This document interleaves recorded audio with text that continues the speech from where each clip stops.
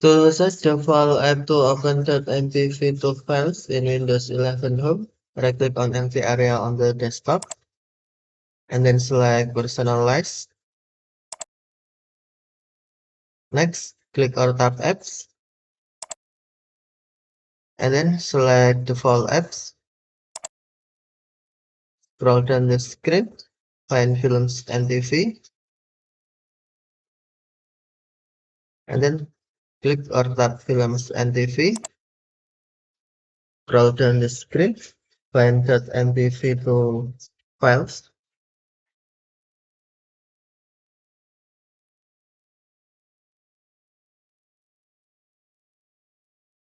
Next, tap .mpv2 default app, and then select app you want to set as default, for example, Media Player Classic, and then tap OK.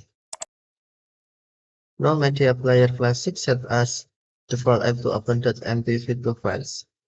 Okay, thank you for watching. Have a nice day.